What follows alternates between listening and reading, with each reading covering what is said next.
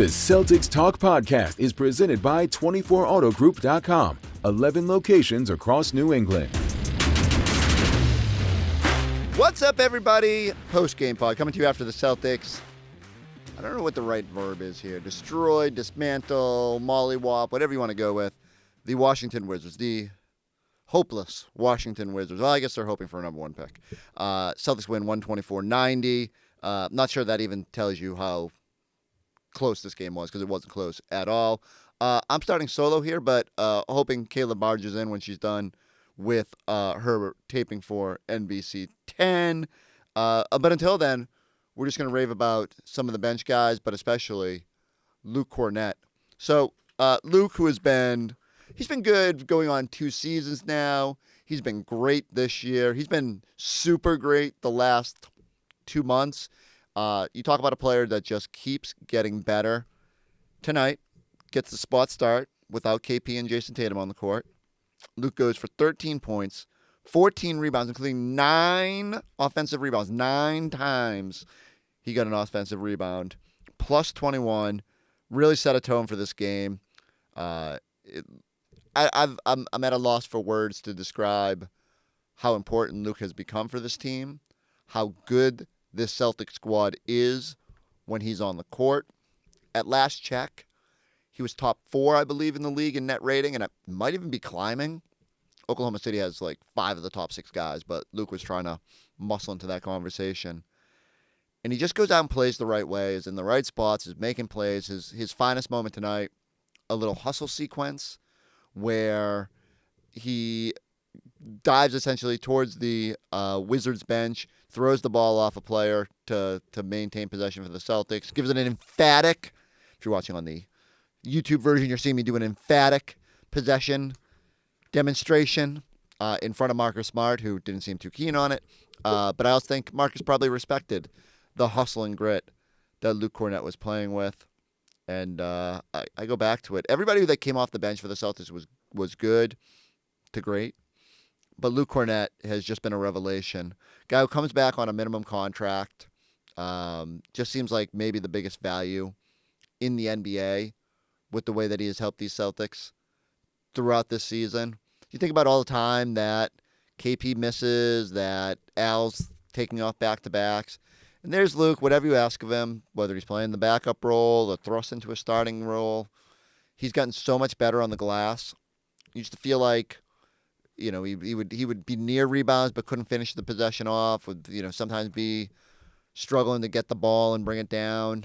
Now he's talking about geometry and angles and crashing the glass and finding a way to grab 9 offensive rebounds in a game. Luke is just, it's really good. Now, I don't know how else to describe it. I think there's always been this propensity, especially over the last 2 seasons, because you have to trade cautiously with Kristaps Porzingis and with Al Horford, to suggest the Celtics need more big man depth. There was even a little flirtation at the start of the year. Nemi played well in stretches, and everyone's seems to forget about Luke. And no one's forgetting about Luke now. He's just been so good with his energy, with his barking. Talking to some of the players in recent weeks, the levity that he brings to this team, the way he can take a tense moment and kind of take the edge off, the way that just his personality permeates and lights up the locker room. The Celtics are just so lucky to have a player like Luke Kornet. If you're worried about the summer, and because I know this is how it goes, somebody starts playing well, and the natural fear is, oh no, what if someone swoops in and steals Luke Kornet this summer? The only thing I can tell you is that the Celtics have his bird rights now that he's been on the team for 3+ seasons. They can pay him up to a maximum contract. Probably won't happen. But they can also essentially match anything that's out there. Now, there's limitations on that. You have a very expensive roster that's already going to be prohibitively expensive. It might depend on what happens throughout the rest of the roster. But I do think that Luke knew in re-signing with Boston this summer that there could be the potential to make up for lost wages this upcoming offseason. And, look, maybe that has to be with another team. But I do think the Celtics, especially if they win another title, will be inclined to keep the band together and try to do whatever it takes to keep Luke Kornet here.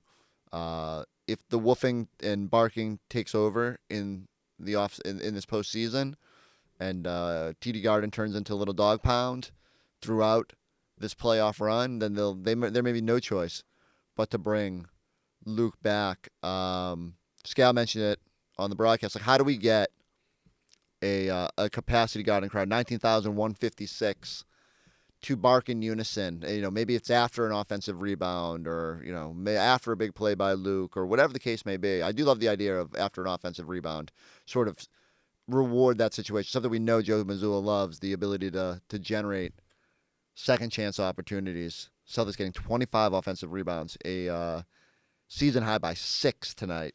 Their previous best was 19 against Miami a couple days ago, and 25 leading to 32 second chance points. So whenever Luke grabs one, and the Garden can just erupt and woof and bark and celebrate that moment. I need to see that. We were trying to decide, like, what is if we're gonna try to rally everybody, what is the appropriate spelling of the bark? Are we arfing? Are we woofing? Are we roofing? Are we yipping? I think what we've landed on is you can do whatever you want. Be the dog of your choice. Celtics have plenty of dogs, but we need the Garden to have it. I'm thinking, like, maybe I'm just old now, but I'm thinking like Arsenio Hall and the give it up for the dog pound. Whoop whoop whoop whoop whoop whoop. If we get the Garden going like that, it'd be a lot of fun. And it's all because Luke Cornet has been super good this season, and depth pieces like that are a big reason why the Celtics are in position to chase another banner. Like the whole bench tonight. You think Sam Hauser, 18 points, plus 25, knocks down 4 threes. Had one sequence where I believe he went up and got the offensive rebound, took it out to the 3-point in the corner, and just shot it right up and made a 3. He was even good inside the arc, if I can do quick math here, 3 of 5 inside the arc. Driving closeouts, finishing in traffic, making the right play. 8 rebounds. It's good for Sam. Peyton Pritchard, just another step towards that 6th man of the year. Honor, 20 points on 8 of 18 shooting. 7 assists, plus 27. That might have been a team best. That's sneaky quiet. Peyton missed 7 threes, but that was about the only thing we can quibble with. He was great otherwise in 29 minutes. Baylor Shireman, who slowly emerging into a fan favorite. Not only does he knock down a couple threes, but he has a steal, and in transition dumps it off. No look for a little layup or dunk, and continues to show those Rondo-like flashes. And I'm telling you, I don't know what his playoff role is going to be, but Torrey Craig comes in. The numbers aren't gonna blow you away, but 3 points, hit a 3, 8 rebounds, 2 assists, and most importantly, 3 blocks. He was everywhere. Him in his highlighter shoes, chasing down opposing Wizards at every opportunity and bringing the defense. And so when he came here, we kept saying it, right? Like, defense, rebounding, energy. That's what you're going to need. There's going to be a game in the postseason where invariably this team needs that jolt, and they need a curveball. And so a guy like Torrey Craig, who, veteran of this league, seems perfectly content to be chilling on the bench, enjoying what he's watching. If he didn't get in there tonight and he got to watch a 124-90 win, he'd probably be okay with it. He's got a celebration for every situation. He's embraced Baylor Shireman being great and was out there joking with him after some makes. That's the energy this team needs, and it's really, really enjoyable to watch. 4 games to go. 4 games until we can till the real season arrives. It's kind of, in one way it feels like the playoffs were never going to get here. In another, it's kind of crazy that we're 78 games in. But there's still a few last hurdles to navigate before we get to the postseason. Before we get to that, here's more from our postgame show. The award-winning 24 Auto Group is the easy choice for your next car, truck, or SUV. 11 locations and over 2,000 new and pre-owned vehicles in stock. Shop the brands you know and love, backed by savings and service you can count on. Plus, buy 3 and get 1 free for all tire purchases, with 11 convenient locations across the South Shore of Massachusetts. 24 has the knack to save you more. Visit us in store or online at 24autogroup.com. Just like that, Baylor, Shireman, and company get the job done. I mean, not only get the job done, but absolutely take care of business tonight against the Washington Wizards, 124-90. And it was good to see Baylor, Shireman make that effort. It's so fun to watch. 6 points, guys, 2 of 6. I mean, hold up. Is that like if you look up mollywop in the dictionary? That would be the. Now I'm gonna tell you the other one is, and so I packed the wrong bag, so I don't have a belt on right now. But if you did, where's your belt? You want mine? No, they took it. Oh, they took it. The Celtics took the belt. Hey, I got you.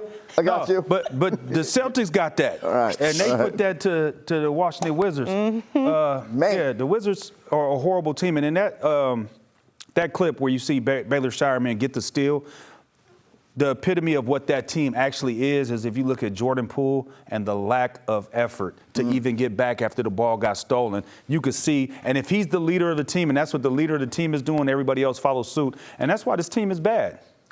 I mean, I don't have words. So, look, if you were trying to figure out, like, what can you get out of these games at the end of the season, you're locked into that 2 seed, everyone's kind of feeling good, you don't have all your starters out there. Well, this is the perfect opportunity for guys like Sam Hauser to be feeling good about themselves, Luke Kornet to continue to build some incredible, crazy momentum with the way that he's playing, Baylor Shireman to earn the confidence and trust of Joe Mazzulla, and just everyone's feeling really good as you enter the final 2 weeks here of the regular season and start thinking ahead to what comes next and the playoffs. So, I don't know. Again, I didn't know what we'd necessarily take from it, but it's always more fun than I thought it would be because everybody got their chance to take their belt and do a little. Yeah, I'm glad you're sitting, by the way.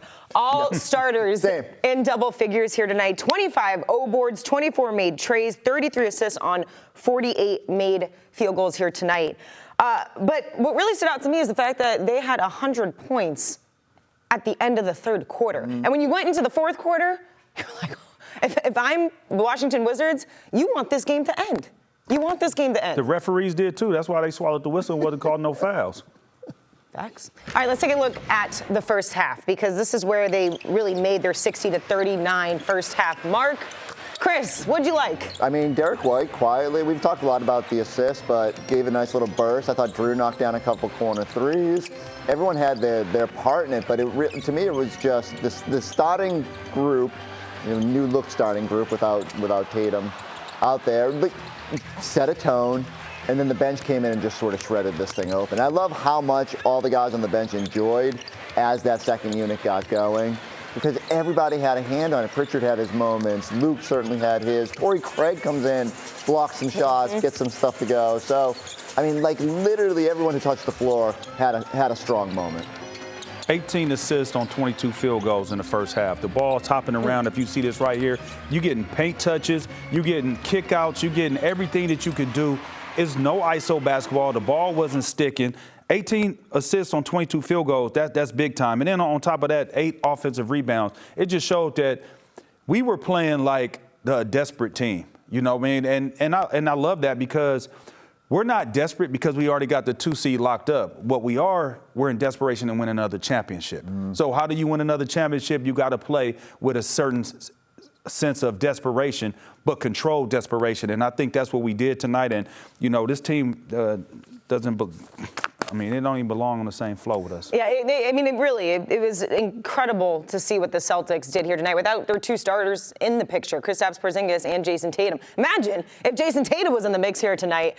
Thankfully, I would say I'm glad he wasn't because he was able to kind of rest when they don't need his help, clearly here tonight. But I also think when you're able to do what they did against a team that is this bad in the NBA, you could have taken it, easier, been a little bit more lazy going into this, but that third quarter definitely set the tone going, to close out this game. How many times have we said when another team is shorthanded or inferior, the Celtics have a maddening propensity to downshift? I think one of the more impressive things they've done this year is just they don't take their foot off the gas now, that they dominate these inferior teams. And, you just look at it here when, the bench unit, everybody was all over the place and just wanted their moment. Everyone wanted to get their hand in what the Celtics were doing. And the threes were flowing, 24. That ties the second most in a game this year behind only that Knicks game on opening night.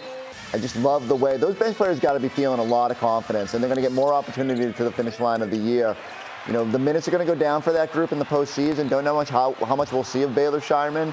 But these moments are going to give Joe the confidence that if they do need a curveball, if they do need to lean on them a little bit, that he can go out there and make good things happen. Yeah, if it's foul trouble, anything, things like that, certain matchup you want to use for maybe 4 minutes or whatever it is. I thought the bench came out here and played. This is the thing. When you're a role player, you're coming off the bench.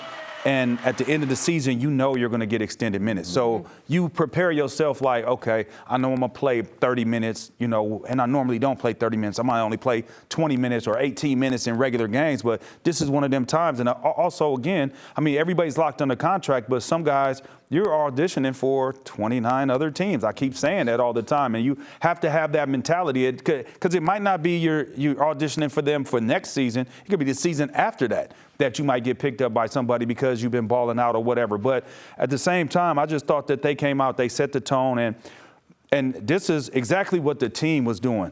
At the end of the game, we were hustling around, getting deflections, and we were up 30 points. And to me, that is all a mindset of, hey, we're gearing up for something much bigger.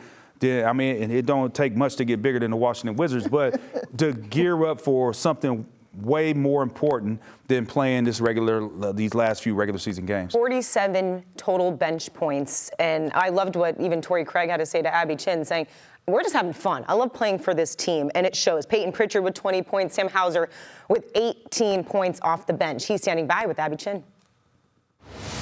Sam, congratulations. What is it about you and the Wizards? Did they do you wrong at some point? Some of your best games have come against that team. Causation, not correlation. That's about it. It felt like the offense was unleashed tonight. What got you going?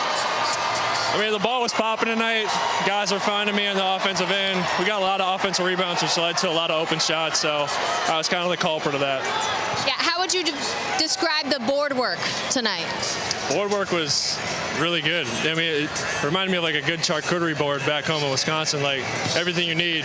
Cheese, crackers, grapes, fig dip, a little bit of honey. Yeah, it was good. Amazing. Loved it.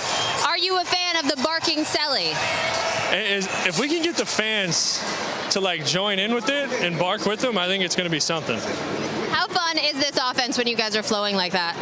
Oh, it's a lot of fun. Everybody's getting touches, everybody's getting shots, everybody feels involved, and that's a fun way to play. And every game calls for something different, and today was that. So, it was fun out there tonight.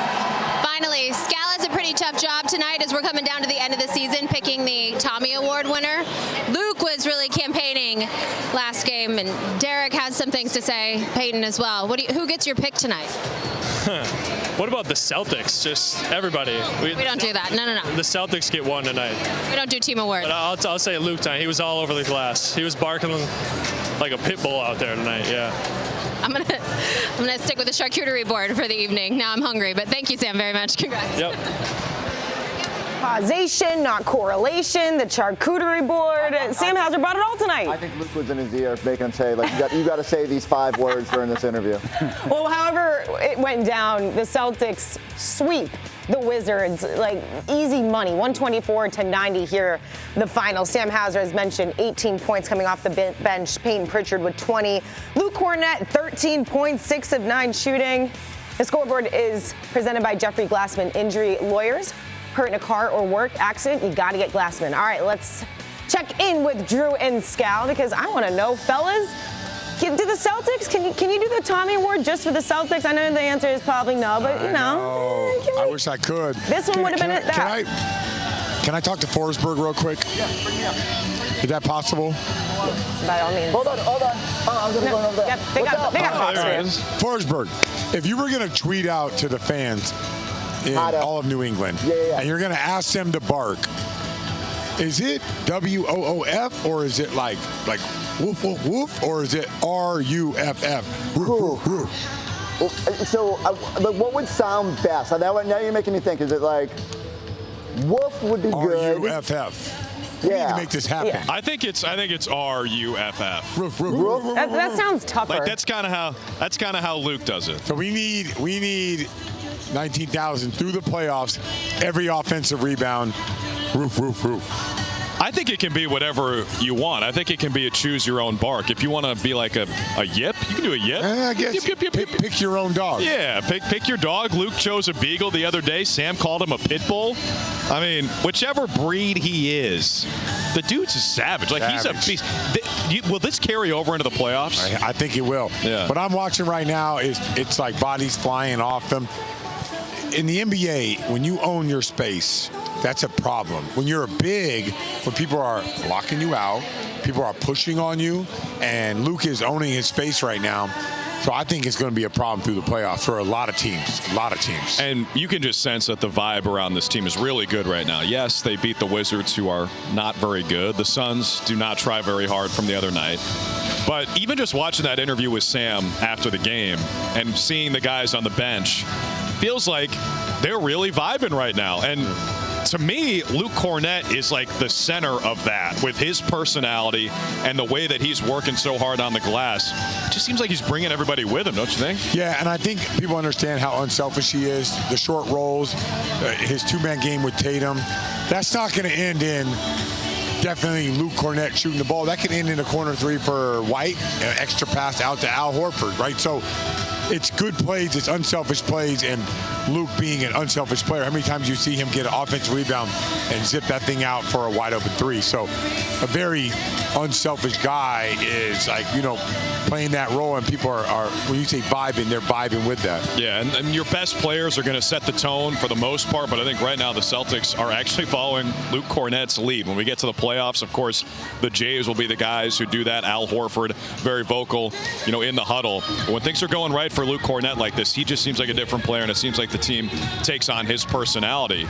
And now the Celtics are going on the road, Scal. But let's talk about Torrey Craig. Massive impact. Sam Hauser. Three blocks. Yeah. 3 blocks in like 11 minutes. Hauser crashing board. Baylor Shireman. Everybody is. And Eddie, you said it. You're up by 30 and you're still playing hard. You're still diving on the floor. Kata is still playing the passing lanes. This team absolutely is locked in with the. Playoffs are a week away or 2 weeks away. Yeah, this was a really fun day at the Garden, guys. Even though the Celtics are locked into the 2 seed and the Wizards are locked into not anywhere near playoff contention, this was a really fun game. The Celtics let it go, and they gave us a show. Did y'all hear Eddie? No, what did he say? He said toilet bowl. You said they locked in. I said they locked into the toilet bowl. Enough said. Yeah. They're locked into a top 5 pick, Eddie. That's all they care about. Period. Let's take a look at the Eastern Conference standings because 4 games left. It's a 4-game differential, 4 games to play. Magic number 1, Chris. And the funny thing is, Sacramento Kings beat the Cavs tonight by 7. Does this get interesting? No. You okay. Tell me why. We are hoping that it gets interesting. It would be great if the Cavs lost all 4 and the Celtics won all 4 and figured out a way to make this interesting to the finish line. The thing is, their magic number is 1. So any trip up by the Celtics or any Cavs win, you suspect it will happen. Basketball Reference does 10,000 simulations a day.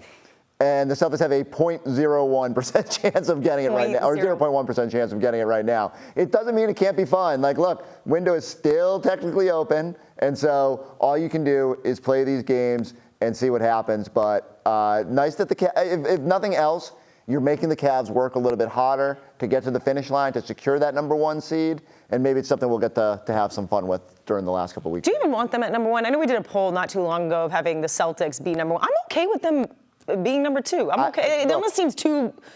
You don't want it to be too perfect, 1, 2, 3, 7, whatever it is, these Celtics are going to be perfectly fine because they have shown time and time again they are the most talented team in the league, and they just got to prove it. They got to stay healthy, and they got to show it again in the playoffs. The amazing thing is, no Kristaps Porzingis, no Jason Tatum here tonight. Yes, it was the Wizards. We knew this was going to be a beatdown. You saw the spread ahead of it. It was 20.5, and it moved to 19 when Jaylen Brown opted in. What are you making of this team, even not with maybe the full starters that we're seeing? We did see it the other night, but the bench. Yeah. 47 bench points. I could come back to it. It's right this time of year, what I want to see is everybody feeling good about their game entering the postseason. And so everyone's had their stretches where they've played well, but you want just that little extra burst at the finish line. So when you see Sam Hauser chase down an offensive rebound and take it out to the three-point line and turn it into a triple, or Baylor Shireman come in and do good things, or Luke Kornet just be as dominant as he has been for going on a month or two now, like all these things will send this group into the playoffs with even more confidence. Yes, you're going to need your starters to be great. You're going to need them to be healthy. But what a luxury when guys 6, 7, 8, Peyton, Sam, Luke, they're just like right now they've got a ton of confidence. Peyton's going to get that Sixth Man of the Year trophy. You get Sam going and feeling good. How does he not? How does he not? Not. But, I mean, he's not going to get it. And that'll be .001 if he doesn't. Yeah, exactly. But like everybody, if they're feeling good and you can show off a little bit of that depth in the postseason when you crunch down to maybe 8 guys a night, no one in the league can match that. All starters in double figures here tonight. Derrick White also having a great night. 19 points. Here he is post-game. Derrick, your assist numbers have been way up lately for the past, 5, 10 games or so. What about the way you guys are playing offense has allowed you to take on that playmaker role, and how much more comfortable have you felt this season or just progression-wise as a playmaker with this team? I mean, we got a lot of really talented guys, and so we're just trying to find them and just play within the offense. So I think every game is a little bit different, and I mean, some games I could have 10, some games I could have 1. So, like, just understanding that and just going out there and trying to make the right read and make the right pass and make a good pass. And, I mean, like I said, we got a lot of talented people, so it makes it really simple. And Baylor seems to have a knack for, flashy passes, but also is just hustling, making the right play. What have you seen from him this season? Obviously, he's gotten more opportunities lately, but what have you seen from him? He just knows how to play. I think that's pretty simple. But it's difficult, and especially like as a rookie that like wasn't playing much, and then for him to get opportunity and just always seem to be in the right place. Obviously playing extremely hard, and then everything's kind of going well from like how he's been playing his whole life, and so I mean it's great having him out there and just competing at a high level. And obviously, that flashy passes and everything he does is cool, but I think he does a lot of little things for us that is helping us win games, and is really creating some more opportunities for him. Derrick, the offense felt unleashed tonight. What led to that flow, and how fun is it for you guys? You mentioned all the talent for you guys to play like that. Yeah, it was fun. I mean, kind of just flying around. I just think there's just so many different ways for us to attack teams, and just trying to create an advantage and then try to keep that advantage. So, but yeah, I mean, people got it going, and I think we did a really good job of hitting the offensive glass, which kind of created more open looks. I feel like that's really where all my threes came from second chances. So, just hitting the offensive glass, just doing a bunch of little things to impact winning. Yeah, when you see Luke near the boards there, I mean, is it just an assumption that he's going to get it at this point? He's unbelievable. Just seems to always be in the right place. He just kind of makes the game easier for everybody, and if there is a miss, you always know Big Luke's down there, most likely going to get a hand on it or something's going to happen. So he's been unbelievable for us all year, and I'm happy for him. And finally, you a fan of Sam's bucket hat? Oh, 100%. 100%. He said he lost a bet. I think he won that bet. Peyton joins you in passing Isaiah Thomas's previous record for most made threes in a season by a Celtic. He's also gotten more opportunities this season to guard some of the other team's best players. Just how have you seen him grow this year at both ends of the court? He's just the ultimate competitor, both sides of the ball. He just never backs down from any challenge, and he just competes, and you love playing with a guy like that. And obviously offensively extremely talented, and kind of just adds something to his game every year. And then defensively, he always takes on that challenge and has that chip on his shoulder, and it's just fun to see. So he's unbelievable. He's had a great year for us, and I'm happy to see him succeed. All right, up next, Celtics. Last road trip of the regular season, and it's against two potential playoff foes. They go to New York on Tuesday night, then a back-to-back. They're down in Orlando on Wednesday. Knicks we just assume are going to be that second-round opponent if higher seeds win out. Now, it'll be curious. Could a Knicks-Bucks series get interesting? The Knicks having to defend Giannis for a 7-game series wouldn't be the worst thing before having to come to Boston in round 2.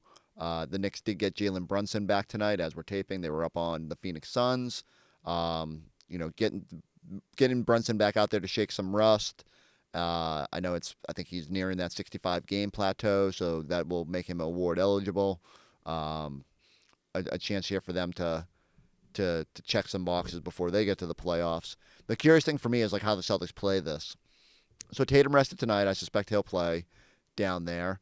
He always enjoys Madison Square Garden and all that comes with it. But I do wonder if the Celtics will otherwise, like, do you roll out your full complement of players? There is probably this would be one of the last opportunities to potentially think about that. And then you could even rest pretty much your entire core against Orlando. But you've already dominated the Knicks this season 3 times. Is there any value in trying to give them an opportunity to get back some confidence? Wouldn't you rather just throw some end-of-the-bench guys there, and that way if the Knicks do win, you can sort of explain it away as well. You didn't have your full complement of guys out there. Or maybe having Tatum out there is enough to propel you. So eager to see how the Celtics play that. I would suspect you're going to see even less of the regular guys in Orlando. Wonder how many guys will even make that trip down, being the second night of a back-to-back, and that the Celtics are so close to home in New York on Tuesday. Maybe that's an opportunity to kick it over to the younger guys and let them build even more confidence. And plus, that could be your first-round opponent. Let's be honest. If you're starting to look at the standings, Orlando in that 7th spot right now feels like it's Orlando, Atlanta, with Miami trying to muscle into that conversation. And if the higher seeds went out and Orlando is the 7 and they advance, that would be your first-round opponent opening sometime like April 19th-ish, 20th, Easter weekend, I believe. And so Celtics have we can start thinking about those things now, and it's nice. Now, we did mention on our broadcast at the end, the Celtics are 4 games out of the Cavs with 4 games to play. They could technically catch them, but, the magic number for the Cavs is 1. I've said all along there's virtually no chance this is going to happen, but it's taken a little bit longer than I would have thought because the Cavs have hit some bumps in the roads, and if nothing else, at least they have to work a little bit to the finish line of the season. But, playoffs are coming, baby. 4 games to go. 4 more games to get everybody on the same page, barking in unison with all that Luke Kornet does. And everybody go like, go subscribe, go check us out on the YouTube page. We'll be back with the post-game pod on Tuesday night after the next game here on NBC Sports Boston.